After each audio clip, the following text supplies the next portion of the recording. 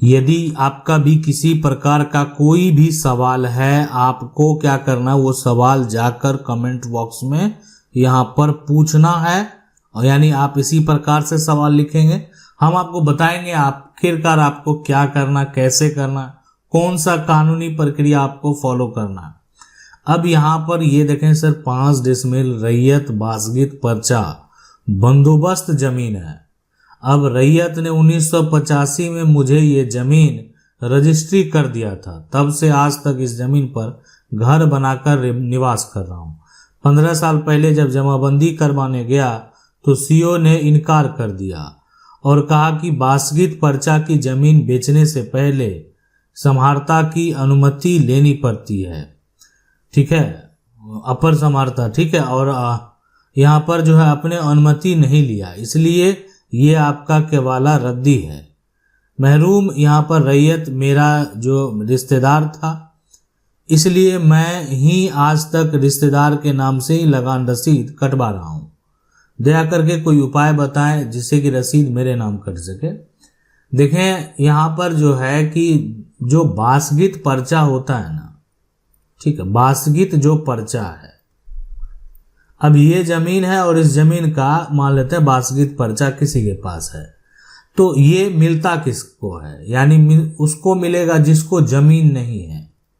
जमीन नहीं है कहीं पर भी, थोड़ा सा भी जमीन नहीं है, पहले भी नहीं था, यानी उसके नाम से आज तक उसके पिता के नाम से कोई जमीन ही नहीं है, तो उसको बासगीत पर्चा जो है निर्गत करा दिया गया। कोई निजी जमीन पे जहां पर वो रहता है उसका पर्चा उसको काट दिया जाएगा। अब वो जमीन जिसके पास नहीं है, जब तक वो एक तरह से जीवित रहेगा, वो व्यक्ति जब तक क्या रहेगा, यहां पर जीवित रहेगा, तब तक वो बासगीत जो पर्चा है वो मान्य होगा। उसके मृत्यु के बाद इस पर्चा का कोई मान्यता नहीं। उसके बाद किसी के पास अगर जमीन का बासगीत पर्चा अगर उसको प्राप्त हो गया तो वो उस जमीन को बेच नहीं सकता है, यानी जमीन को बेच नहीं सकता है। यानी ऐसा नहीं कि बासगीत पर्चा जो है आपके पास हो गया तो आप जमीन को बेच देंगे, आप जमीन के मालिक बन गए, ऐसा नहीं है। तो ये सारा कंडीशन है, ये सारा सिचुएशन है। लेकिन फिर भी अगर मान लेते हैं, अब है क्या समस्या, जो कि रैयत जो है ने मुझे जमीन रजिस्ट्री जो है कर दिया था, ठीक है।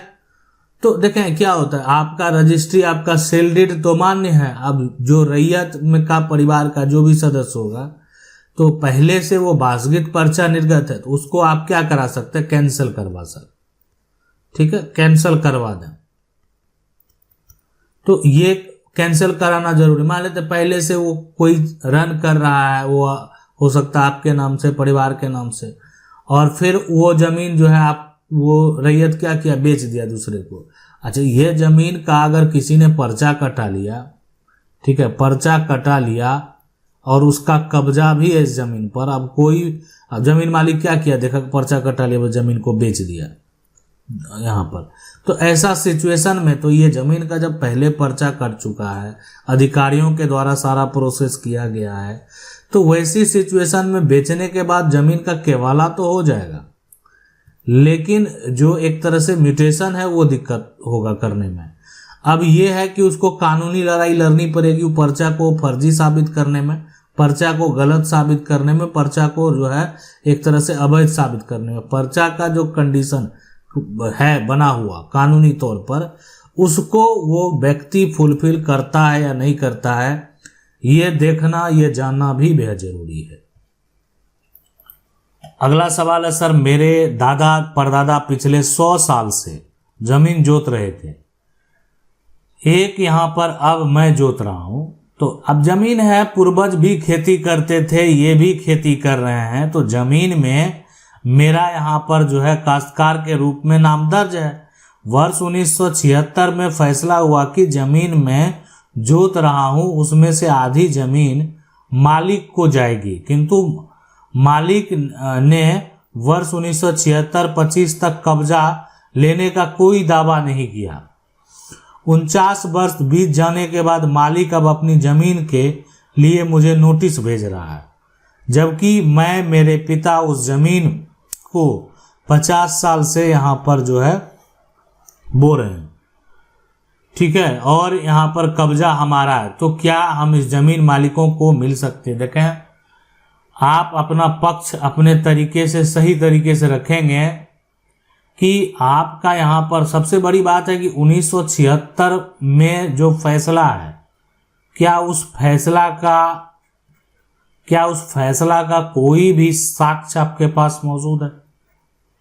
सबसे बड़ी चीज है कि कहीं से अगर कोई आदेश आता है तो वो आपके पास मौजूद है या नहीं है। उसमें यह है कि आधी जमीन मालिक को जाएगी, लेकिन मालिक ने किसी प्रकार का कोई दावा आज तक नहीं किया, ना कब्जा लेने का दावा किया, समय बीतता गया। तो देखें, एक होता है कि हम इस बात को साबित करें कि मेरा कब्जा 12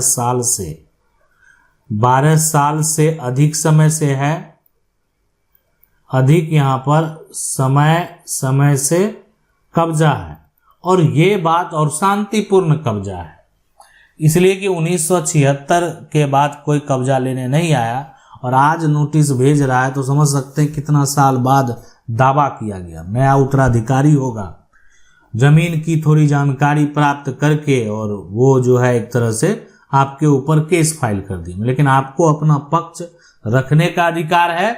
और जमीन मालिक, अब देखें, फैसला तो कोर्ट का होगा, जमीन मालिक को मिलेगा या किसको मिलेगा ये तो कोर्ट के ऊपर डिपेंड करता है, लेकिन आपको अपना पक्ष जो है वो रखना चाहिए।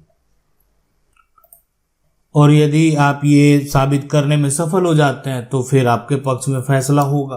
अगला जो सवाल है अब यहाँ पर है कि महोदय जी, सिविल मामला बताकर पुलिस कोई कार्रवाई ना करे, जो है थाना में जो है ना, यहाँ पर सिविल मामला में यहाँ पर कोर्ट भी एफआईआर की बात ना माने, तो क्या किया जाए? देखें, क्या किया जाए, नहीं आप ये करवा रहे हैं। सिविल मामला होने का मतलब क्या हो गया कि सिविल मामला है तो ये हो सकता है कोई परिवार का मामला होगा, तो अगर परिवार के मामले में आप कहेंगे एफआईआर कराने की जरूरत है, समस्या है, तो ये आपको साक्ष्य के तौर पर जो है यानी डिजिटल फुटेज तैयार कर लेना चाहिए, जैसे कि हो गया फोटो, यहाँ पर वीडियो, ये सब आपको क्या कर लेना, तैयार कर लेना है। तो फोटो हो गया, वीडियो हो गया, यानी ये ऐसा एक साक्ष्य हो गया, डिजिटल साक्ष्य, कि जिसको आप जो है प्रस्तुत कर सकते हैं अगर ऐसा किया जा रहा है, किसी तरह का आदेश का उल्लंघन किया जा रहा है या जो मामला है उसका उल्लंघन किया जा रहा है।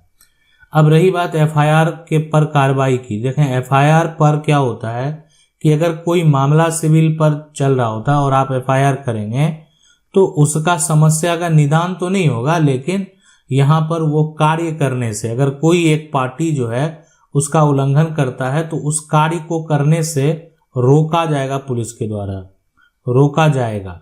लेकिन आप कहेंगे ऐसा कुछ नहीं हुआ, मेरी जमीन है, जमीन पर मेरा मकान बनाना शुरू कर दिया जबकि जमीन पर हम केस किए हुए हैं, या अन्य कोई कारण, जो भी कारण है, तो आप अगर पुलिस कार्रवाई नहीं करे तो आपको क्या करना है, यानी पुलिस थाना में, जो आपका थाना है, ठीक है, थाना में, थाना का जो एड्रेस है, थाना के जो प्रभारी हैं, उनको एक तरह से आप एफआईआर जो आप भेजेंगे सबसे पहले वो बाय पोस्ट भेजेंगे, यानी बाय डाक के द्वारा, ठीक है, जैसे पोस्ट ऑफिस जाते हैं ना, वहाँ पर आप जो है उसमें डालकर और जो है एफआईआर कॉपी भेजेंगे।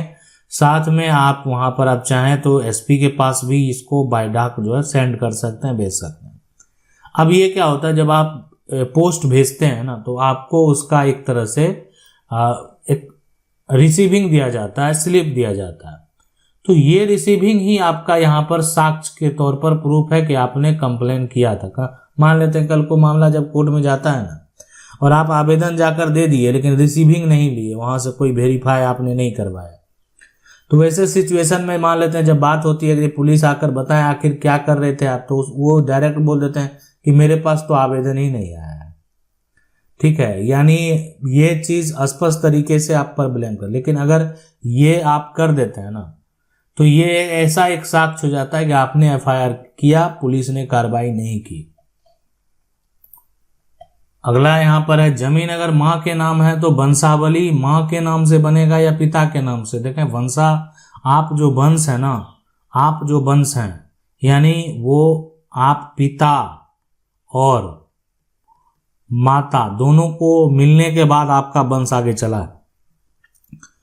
तो यहाँ पर जिनके जो भी हैं, आपकी जो माँ है, आपका जो पिता है, लेकिन आप जो है उत्तराधिकारी जिस परिवार के हैं वो आपके पिता हैं, तो इसलिए वहां पर नाम माँ के नाम से नहीं बनेगा, किसी के नाम से नहीं। नाम तो आप मान लेते हैं, आपको क्या करना है, सिर्फ अपने परिवार का वो डायग्राम दिखाना है, यानी परिवार के जो आप उत्तराधिकारी हैं उसका वो डायग्राम यहाँ पर जो है दिखाना पड़ेगा।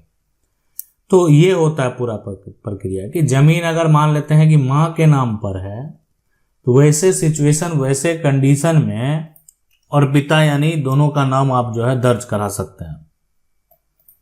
अगला सवाल है, सर मैं रांची डिस्ट्रिक्ट से हूं और मेरे दादाजी को 1955 में जो है यहाँ पर, ठीक है, ये जो है प्रति कदीम भूमि बिहार से मिला था, उसका यहाँ पर जो है प्रमाण पत्र है और वो भूमि को कृषि योग्य बनाकर खेती कर रहे हैं।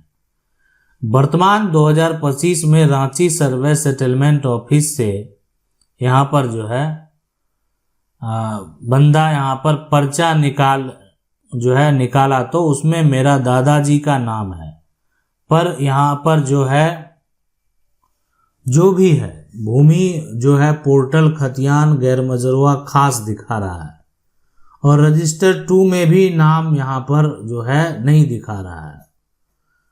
तो क्या करें, करना देखें। अभी क्या होता है कि अगर कोई भी आपके राज्य में अगर भूमि का नया सर्वे आता है तो फिर क्या करेंगे कि उसमें आप फिर अपना नाम को दर्ज करा लेंगे। अगर जमीन पर आपका कब्जा बरकरार है कोई दिक्कत नहीं है, कब्जा जो है यहाँ अगर बरकरार है, अभी कोई प्रकार का अगर आपको समस्या, रही बात की देखें कि जो यहाँ पर झारखंड भूमि का पोर्टल है खतियान जो है गैर मजरूआ खास अगर दिखा रहा है तो रजिस्टर 2 में जो है नाम नहीं दिखा रहा है, तो रजिस्टर 2 में हो सकता है छूट गया होगा, नहीं तो जरूर वो जो है एक तरह से आपको दिखाता। आप इसको ऑफलाइन जो है भी एक बार चेक करवा लें कि क्या ऑफलाइन जो दस्तावेज है, रजिस्टर है, जिसमें पहले इंफॉर्मेशन दर्ज हो जाता था या होता था, रहता था, वहाँ की स्थिति क्या है, वहाँ से आप एक नकल निकलवाने का प्रयास करें और वो भी लीगल वे से, यानी होता है जो प्रोसेस है, यानी प्रोसेस से आप जो है पूरा अपने जमीन का, हमको ये आप जान लें कि इंफॉर्मेशन निकालना है। वो एक प्रोसेस है कि आप अपने प्रॉपर्टी का इंफॉर्मेशन निकालना चाहते हैं, उसके लिए जो भी उस पर कॉस्ट होगा, डाक टिकट होगा, वो आपको यहाँ पर स्टाम्प होगा, है ना, तो या यहाँ पर स्टाम्प ड्यूटी जो भी लगेगा वो लगाकर आप उस इंफॉर्मेशन को कलेक्ट कर सकते हैं और वो रख सकते हैं। भविष्य में किसी प्रकार का कोई भी समस्या आपके साथ अगर होगा तो वो दस्तावेज जो है बहुत काम आएगा। CS खतियान जो है, CS खतियान, CS यहाँ पर जो है खतियान, वो एक तरह से एक हमारे जो पूर्वज के नाम से है CS खतियान, किंतु RS खतियान जो है वो किसी व्यक्ति के नाम से करवा लिया है। देखें ऑनलाइन RS खतियान होने के बाद हम लोगों को पता चला RS खतियान के आधार पर वो व्यक्ति किसी दूसरे को रजिस्ट्री कर दिया, जमीन अभी भी हम लोगों के कब्जे में, तो वेट क्यों करना। ऐसा सिचुएशन में देखें जिनके साथ भी ऐसा सिचुएशन हुआ, ये जमीन है, इस बात को आज आप समझ लें, नोट कर लें, ये जमीन है और अगर ये जमीन की रजिस्ट्री, ये जमीन का जो रजिस्ट्री है अगर हो जाता है, कोई कर देता है, तो इस रजिस्ट्री को कैंसल करने का अधिकार जो है, कैंसल करने का पावर, करने का जो पावर है वो सिर्फ सिविल कोर्ट को है, सिविल कोर्ट को। तो जब पावर सिविल कोर्ट को है तो विलंब क्यों कर रहे हैं, यानी, लेकिन आपको पता है कि इसके लिए तय समय सीमा जो है, यहाँ पर तय समय सीमा भी बेहद जरूरी होता है। आपको ये पता है कि हमारे देश में लिमिटेशन एक्ट नाम का कोई कानून भी है, तो इसलिए रजिस्ट्री करवाया है जबरन, आप ठीक है, जबरन जो है हम लोगों के कब्जे में, अब वो व्यक्ति रजिस्ट्री करवाया और वो जबरन कब्जा कर रखा है, ऐसे में हम लोगों के पास क्या हो पाए, देखें रजिस्ट्री करवाया, वो तो खरीद लिया, वो तो RS जो खतियान है वो उससे जमीन की रजिस्ट्री करवाया है, जमीन का केवाला करवाया, ठीक है, और उसके बाद जमीन पर जाकर कब्जा कर लिया। कहाँ, यहां से लेकर वो कहीं भी डिफॉल्ट नहीं है। और आप कहां पर सही हैं, CS खतियान में आप सही हैं। तो इस CS खतियान के आधार पर RS को चैलेंज करेंगे। अगर ये जो है एक तरह से दावा आपका साबित हो जाए, अब RS कोई अपने नाम पर करवा लिया तो वो भी साक्ष्य प्रस्तुत करेगा जाकर कोर्ट में।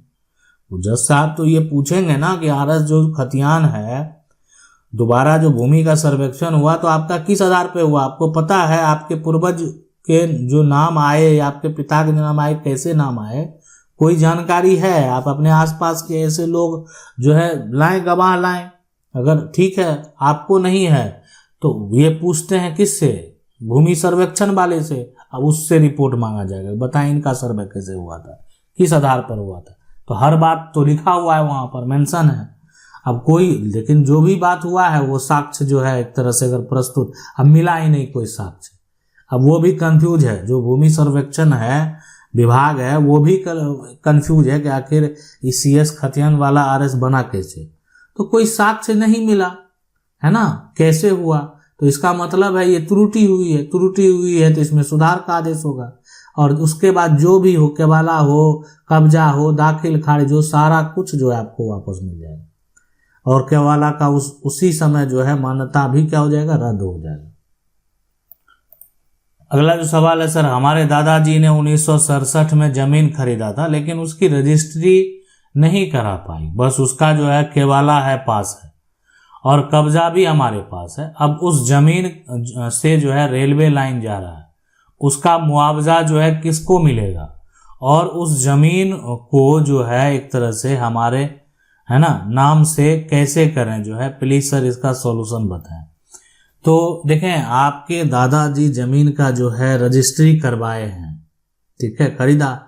अब ये देखें ये जमीन है और इस जमीन का केवाला जो है वो करवा लिया गया, ठीक है।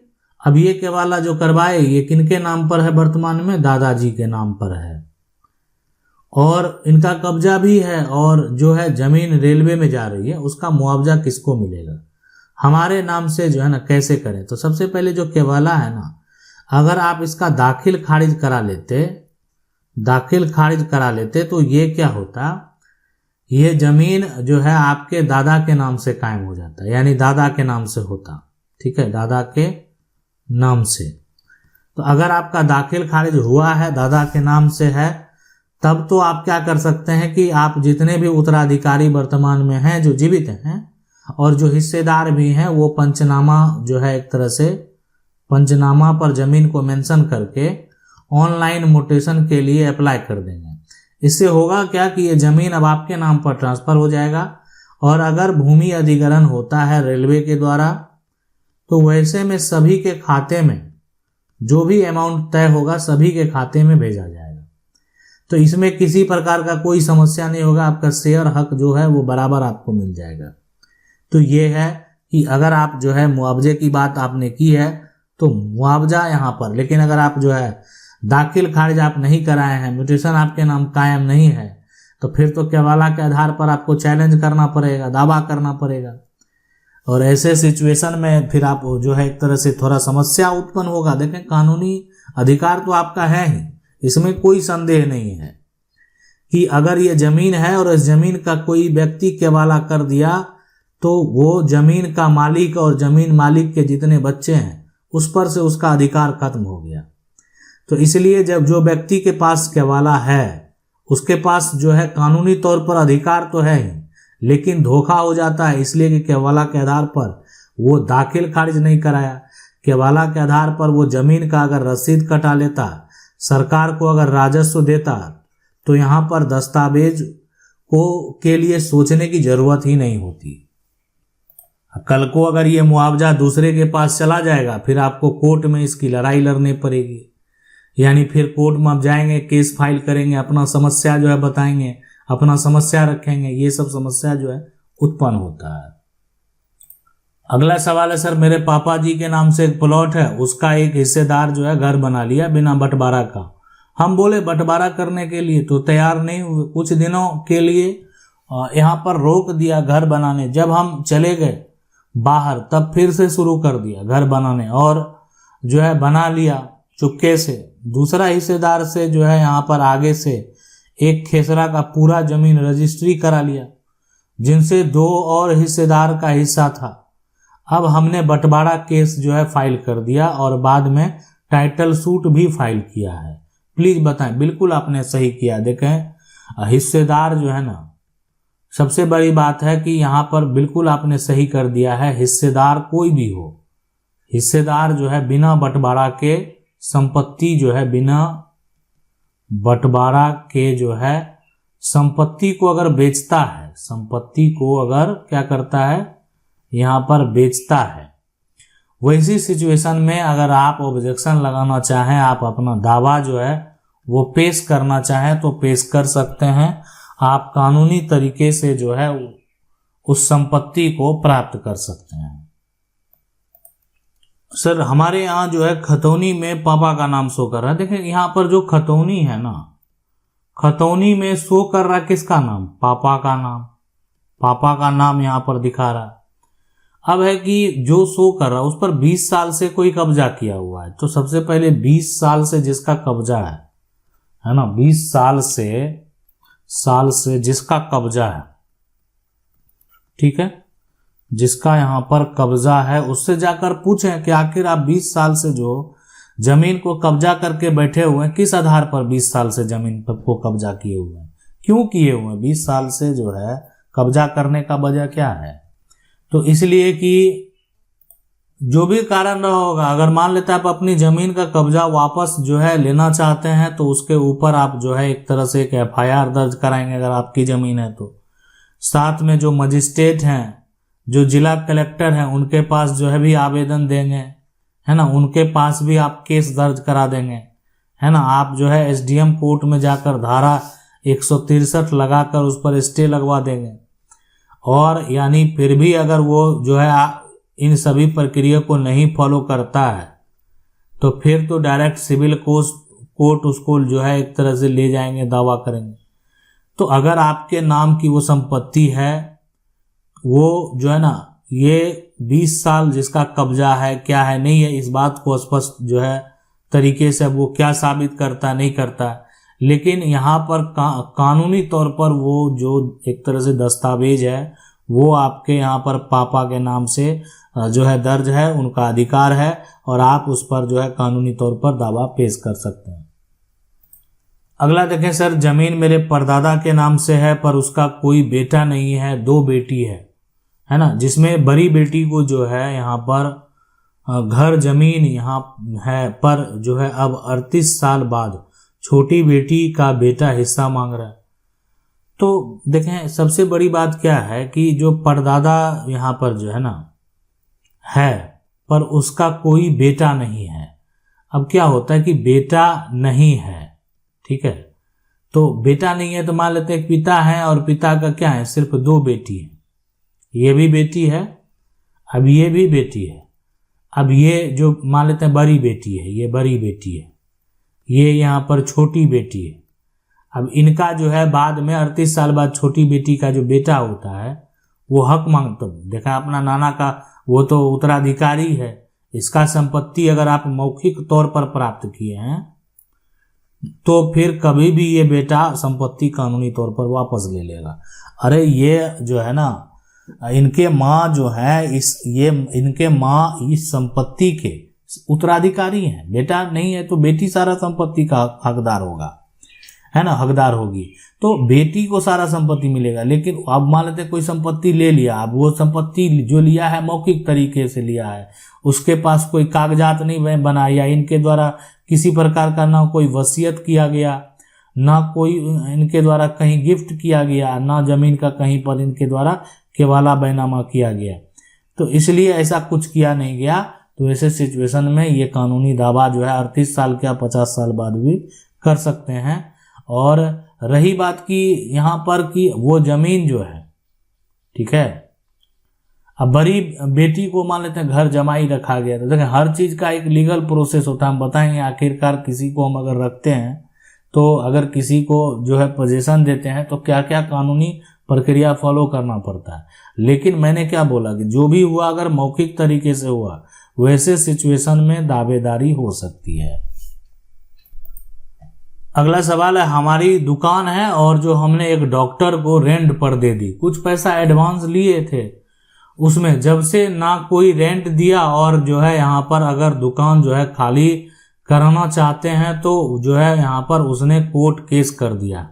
7 साल जो है हो गए हैं उसे जो है एक तरह से रहते हुए।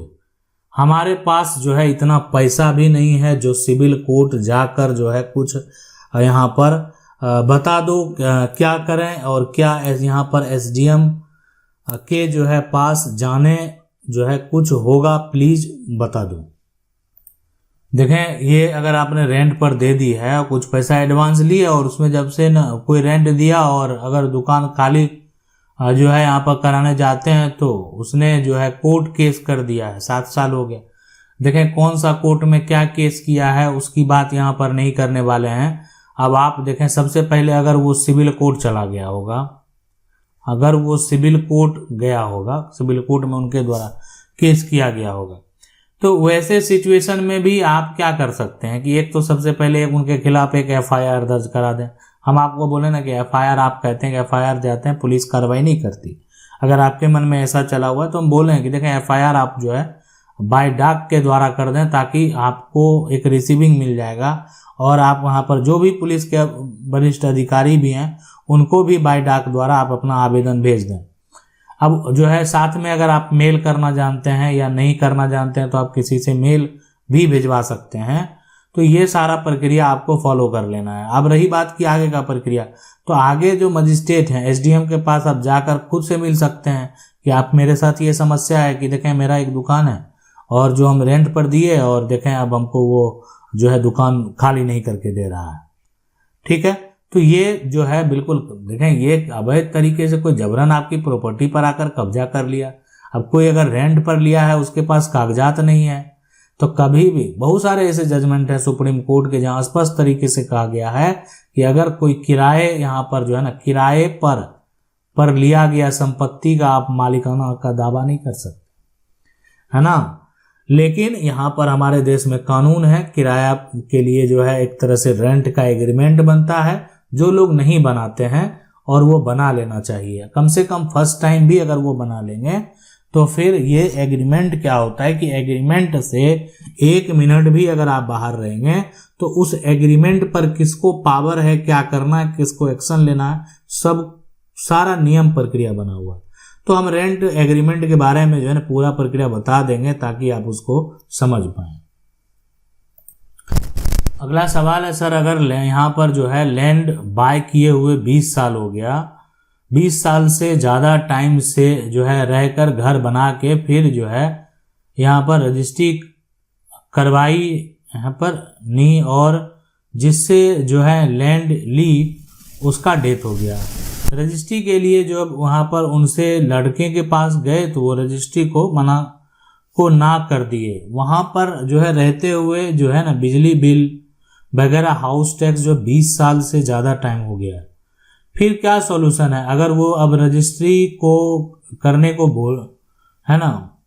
करने बोले तो देखिए मैं सीधी सी बात आपको बता दूं कि ये जमीन पर ठीक है आप 20 साल से मकान बना कर रह रहे हैं, 20 साल से आपका मकान बना हुआ है, आपके पास जमीन का रजिस्ट्री नहीं है, रजिस्ट्री अब वो करने को तैयार नहीं है। इस मकान में आप ये कह रहे हैं कि मेरे पास बिजली का बिल है ना, बिजली बिल है। तो देखें इस मकान से इतना आसानी से आपको हटाया तो नहीं जा सकता, लेकिन आप संपत्ति के मालिक भी नहीं बने हैं।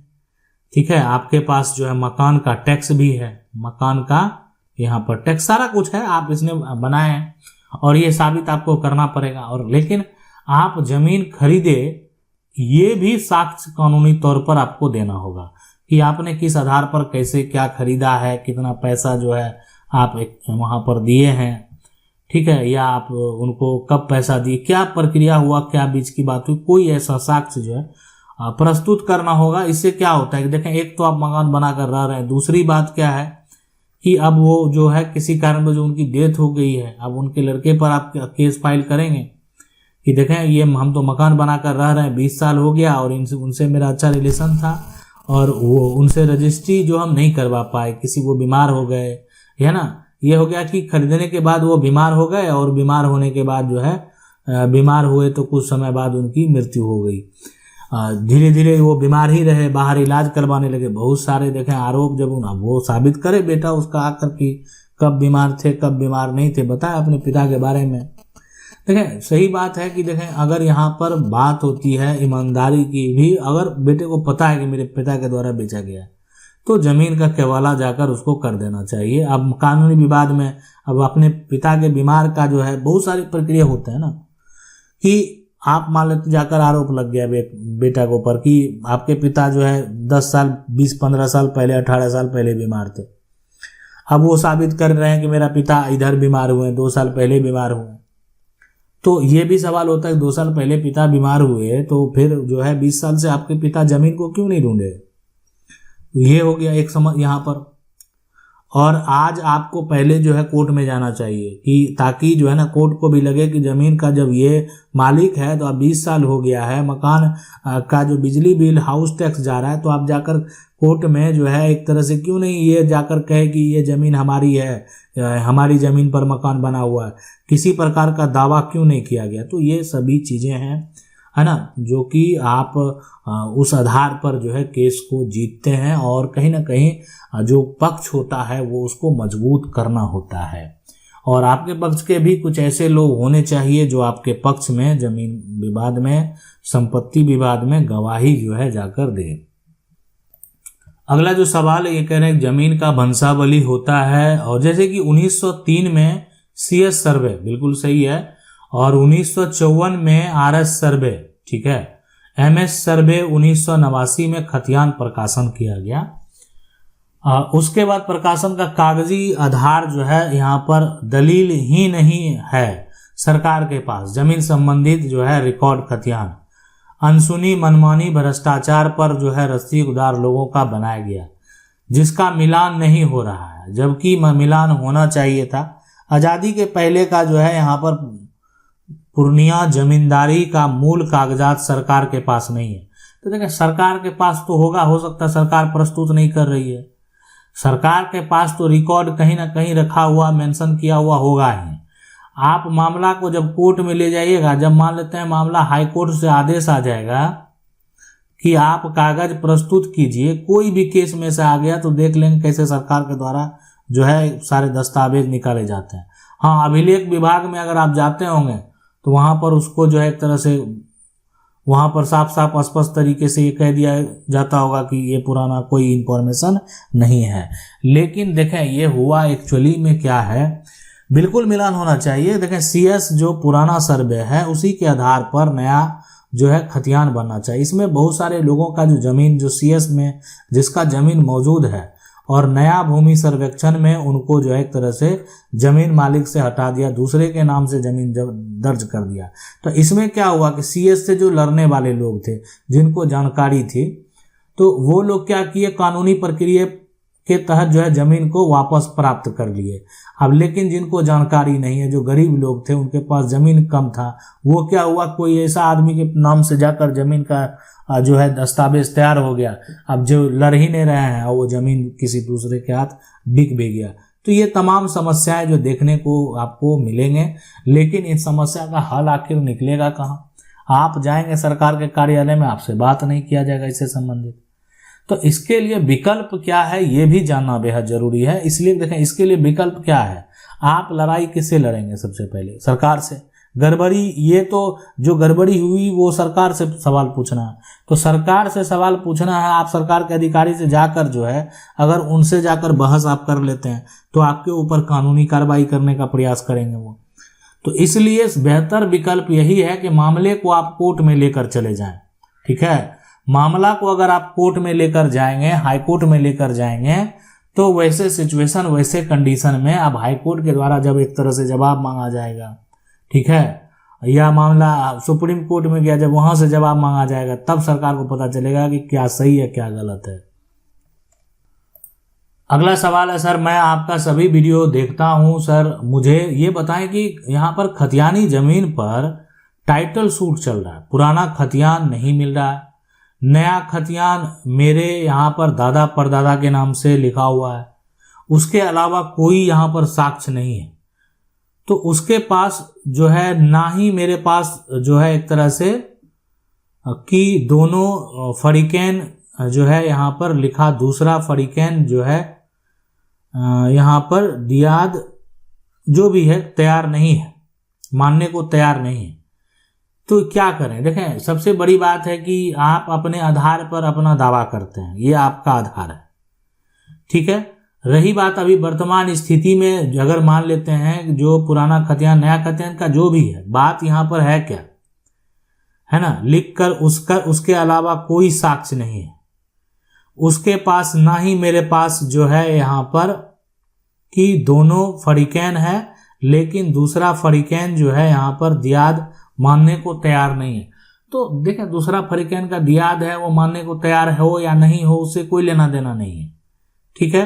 रही बात की अगर मामला टाइटल सूट चल रहा है, पुराना खतियान जो है, पुराना खतियान किसी को तो पेश करना पड़ेगा, ठीक है। पुराना खतियान अगर आप पेश नहीं करेंगे तो क्या आप किस प्रकार से दावा करेंगे कि नया खतियान जो है कैसे बना नहीं बना? तो पुराना खतियान जो है आप जैसे जहां से निकालिए, सरकार के अधिकारी के पास जाएं। तो अब ये टाइटल सूट का जो भी फैसला आएगा, टाइटल सूट का जो भी जजमेंट आएगा, कानून जो है उसी को मानेगा, इसलिए कि वहां पर जो फैसला हो गया उसी के आगे अब आगे कोई प्रक्रिया होने वाला है। आपके हिसाब से यहाँ पर सोचने से कुछ नहीं होगा। यानी ये टाइटल सूट अगर चल रहा है तो आपको अपना पक्ष कानूनी तरीके से रखना है यहाँ पर। और रही बात की, देखें कोई नहीं मान रहा है तो नहीं मान रहा है, कोर्ट का फैसला आएगा वो तो एक्सेप्ट करना पड़ेगा, वो तो आदेश हो गया, उसको तब स्वीकार करना है। मतलब जो बोल दिया गया, जो वहां लिखा गया, यहाँ पर ऐसे जो भी स्टेटमेंट लिखा गया, अब इसको स्वीकार करना है। जमीन मिलेगा, किधर जमीन मिलेगा, किधर हिस्सा मिलेगा, यहाँ कानूनी तरीके से जो एक बार आदेश आ गया उसको स्वीकार कीजिए। नहीं करेंगे सिविल कोर्ट से स्वीकार तो हाई कोर्ट जाइए, हाई कोर्ट हो सकता है कि आपके केस को खारिज कर दे, तो आपका पैसा बर्बाद, ठीक है। यहाँ पर आगे मान लेते हैं फिर सुप्रीम कोर्ट जाइए, हो सकता है सुप्रीम कोर्ट आपके जो है एक तरह से केस को एक्सेप्ट कर ले, एक्सेप्ट करने के बाद पहल करे और आपके पक्ष में फैसला हो जाए, तो फिर ये सारा फैसला जो है पलट गया, सुप्रीम कोर्ट का जो अंतिम निर्णय है वो आपके पक्ष में हो गया। सर मेरे जो है दादाजी लोग दो भाई थे और मेरे बड़े दादाजी के नाम से जो है सभी जमीन था। नया यहाँ पर सेटलमेंट होने से पहले ही मेरे दादाजी जो है माँ गुजर चुके हैं। मेरे पिताजी जो है बंटवारा ना देकर पूरा जमीन जो है एक तरह से जो है अपने ही नाम पर करा लिया। मेरा पिताजी भी गुजर चुके हैं, क्या हम लोग जो जमीन पर हिस्सा ले पाएंगे? तो देखें यहाँ पर क्या है कि जो दादाजी की बात है, दादाजी, ठीक है, तो दादाजी ये जो है ना, तो ये दो भाई थे, तो एक दादाजी हो गए, एक इनका भाई हो गया, ये हो गया। अब इसमें बड़े दादाजी के नाम से जो है सभी जमीन था, मान लेते हैं ये बड़े दादा हैं, तो इनके नाम से जो इनके भाई है इन्हीं के नाम से ये सारा जमीन जो मौजूद है, जमीन इन्हीं के नाम से मौजूद है। अब ऐसे क्या होता है कि अब सेटलमेंट होने से पहले ही मेरे दादाजी दादी माँ गुजर चुके हैं। मेरे पिता जो है यहाँ पर बंटवारा ना देकर पूरा जमीन अपने नाम करा लिया। अब बताएं, सबसे बड़ी बात है कि दो भाई थे और सारा जमीन अगर आपके दादाजी के नाम से था तो आप उत्तराधिकारी होने के नाते, यानी आप कानूनी हकदार होने के नाते, कानूनी हकदार यहाँ पर जो है होने के नाते आप अपना हक का दावा करेंगे, हक का दावा, और आप कानूनी तरीके से आप अपना हक प्राप्त भी करेंगे। यानी एक तो आप हक का दावा करेंगे और आप अपना अधिकार को हासिल करके रहेंगे। अगला सवाल है, गांव में एक वृद्ध महिला है, उसके नाम पर 20 एकड़ जमीन है, लेकिन उस गांव में एक आदमी यहाँ पर वृद्ध महिला को झूठा झांसा देकर जमीन के बहुत पैसा खा गया। तो बताइए सर उसके लिए क्या सजा है? मैं यहाँ पर आवाज उठाऊंगा तो जो है वृद्ध बुढ़िए के लिए। देखें एक क्या है, गांव में मान लेते हैं जो है ना कोई भी अगर वृद्ध महिला है, उसके नाम पर 20 एकड़ जमीन है, तो एक गांव का आदमी वृद्ध महिला को जो है झूठा देकर पैसा खा गया, तो देखें पैसा खा गया तो सबसे पहले जो उनके नाम पर जमीन है, उस जमीन का क्या हुआ? जमीन का रजिस्ट्री तो नहीं करवा लिया। अब मान लेते हैं पैसा खा लिया तो वो कानूनी प्रक्रिया में या एक तरह से प्रशासनिक तौर पर उसके लिए एफआईआर आप करवा सकते हैं, एफआईआर दर्ज करवा सकते हैं। तो मैं आवाज उठाऊंगा वृद्ध एक तरह से बुढ़िया के लिए, तो बिल्कुल आप उठाइए, आवाज उठाइए और आप उनको न्याय दिलवाइए। जहां तक हो सके प्रयास करें, जो उनकी मदद हो सके। और अगर एक तरह से जो है उनके साथ जो भी समस्या, अब उनके साथ पास 20 एकड़ है, 20 एकड़ जमीन है, तो ये भी प्रयास करें कि उनसे वो जमीन कोई लिखवा नहीं ले, कोई उनको जो है जैसे होता है ना पहले के समय में, उनको एक तरह से फुसला कर ले गए और जमीन की रजिस्ट्री करवा लेते थे। लेकिन आज देखें सारा प्रक्रिया जो है वो ऑनलाइन प्लेटफॉर्म पर है और सब कुछ वेरीफाई होता है, आधार कार्ड वेरिफिकेशन सारा प्रक्रिया के तहत ही किसी प्रकार का कार्य होता है। आशा करते हैं वीडियो अच्छा लगा होगा। वीडियो को लाइक जरूर कर दें। चैनल को पहली बार देख रहे हैं, सब्सक्राइब करके जो बेल आइकन है उसको जरूर दबा लें। मिलते हैं अगले वीडियो में, तब तक